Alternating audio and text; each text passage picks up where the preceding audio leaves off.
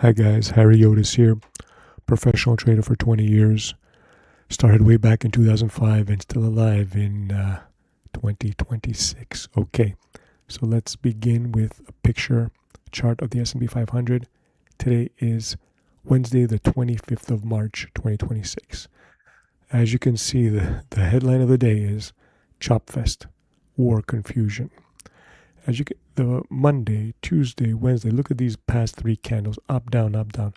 Nobody knows what's happening. Okay, we had a big candle flush on Friday with huge volume on maximum fear, and then Trump comes up over the weekend and says that we're going to have negotiations with Iran, something good is going to happen, and the market is trying to digest it. We don't know exactly what's happening.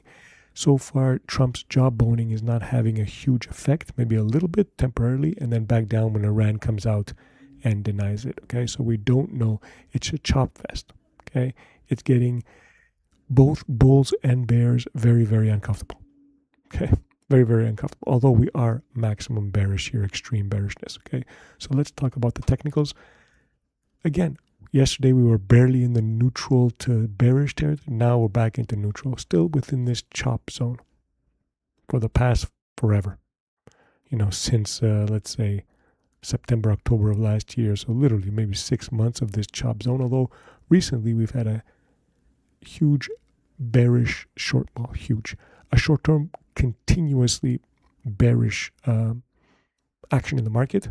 But we are still, if you look at overall picture, we're just chopping at the top, almost breaking down, but holding in a bull market. Okay, so let's chalk it up to neutral, even though here we bring in the moving averages. We see that today, if you can see, we touched the 200. It's not going above 200 to make it seem more bullish. It's still holding in underneath, so it's giving a lot of hopes to the bears, but it's really not moving. Again, confusing both bulls and bears right now. Okay, so let's talk about, again, the sentiment. It's pretty much the same. The sentiment is still at extreme fear. We haven't moved from that. Everything is at extreme fear. Okay, maybe fear here, market volatility neutral. So the put call options, people are not buying as many puts. Maybe they covered at the lows when everybody's confusing, when everything's confusing. Maybe that's a good thing. Okay, so we're still at extreme negative sentiment, and the positioning is bearish, if you will. Okay, so let's get to the big news: a ChopFest war escalation. Okay, so of course in the news, after Trump yesterday came out with peace talks, Iran has no intention to hold talks with the U.S. The foreign minister says Trump proposal to end war being reviewed. Okay, this to me is the crux of the matter. It's negotiating. You're just negotiating back and forth. We don't want to talk, but then they're talking because he says we don't want to talk, but we're reviewing your peace proposal. Okay, so Iran, like today in the morning, the market was bid and then it came off. Okay, because Trump was saying that we're going to have ceasefire, not happening yet. Although there are rumors that we're going to get it over the weekend, according to Israeli news stations. But really, this is the headline that really freaked people out and got the market to tank after opening up higher. Iran rejects a U.S. proposal, lays out 5 conditions for ending the imposed war.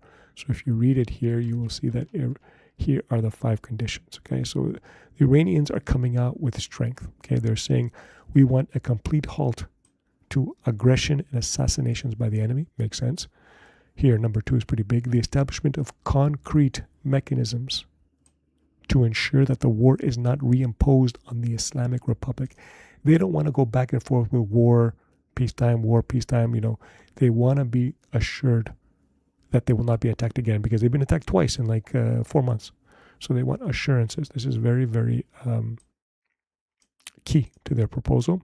Third, guaranteed and clearly defined payment for war damages and reparations. This is probably not going to happen. This is a negotiating thing.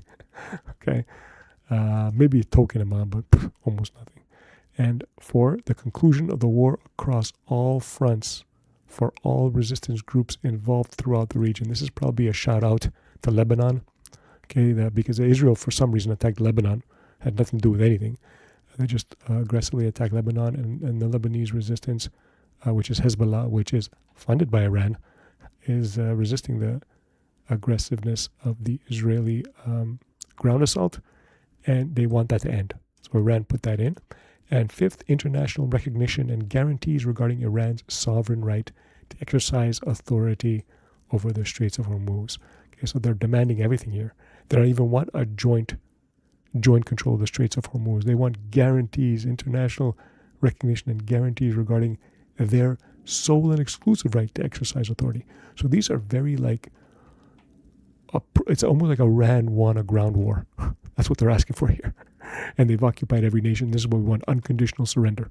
Okay, and the states are saying, well, no, you're not going to get it. We want you to unconditionally surrender. Okay, so it's like this is the beginning of negotiations. Both sides start from a position of strength. Okay, this goes to show you that Iran is in a good position. They would not ask this if they were losing. Okay, so they're in a very, very, very strong position, and that's what adds to this choppiness.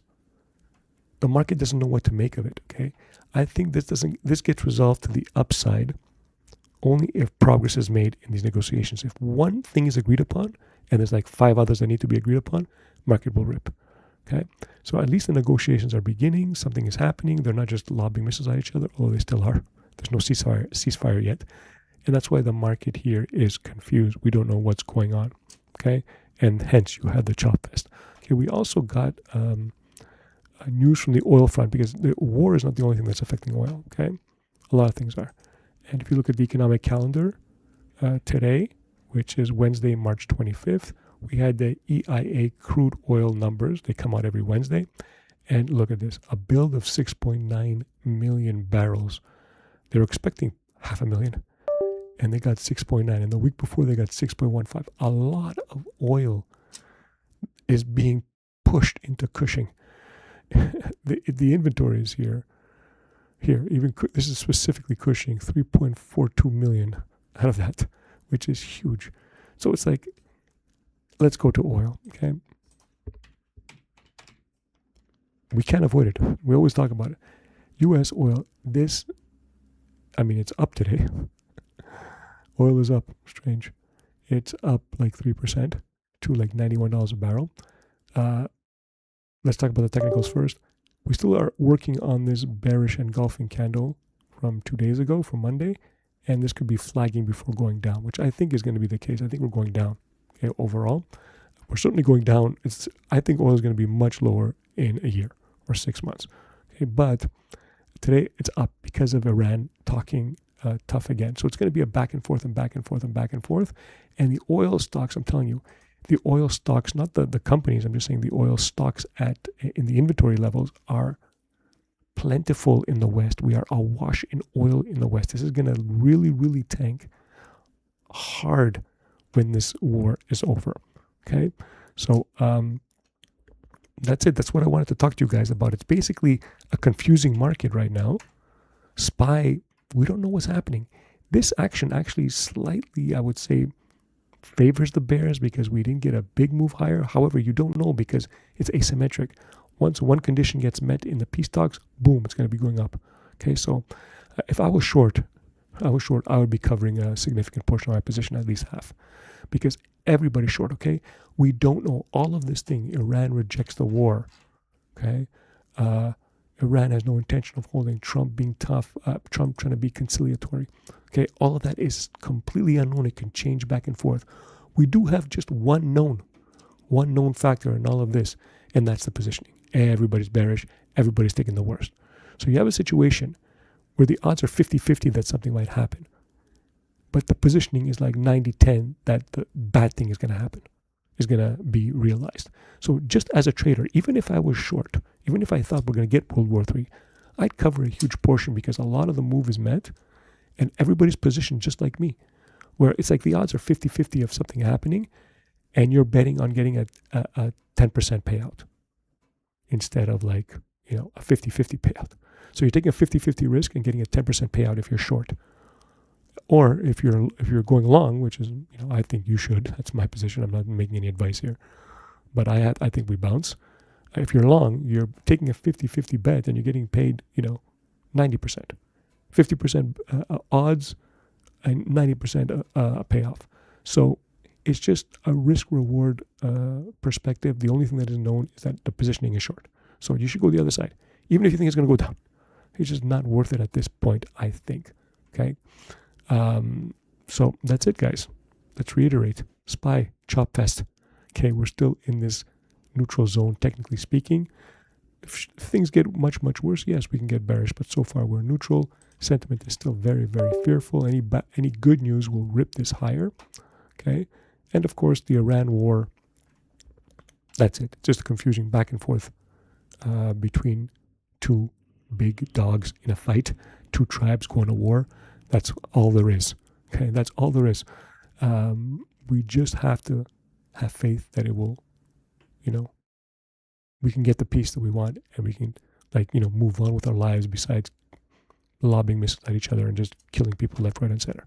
Okay, so that's it. Let's see what happens. Okay, this is going to be a choppy week. Okay, be prepared for that. Be prepared for nothingness, meaning that just noise and people being scared left, right, and center. Okay, so that's it. Looking forward to the rest of the week. All right, guys, later.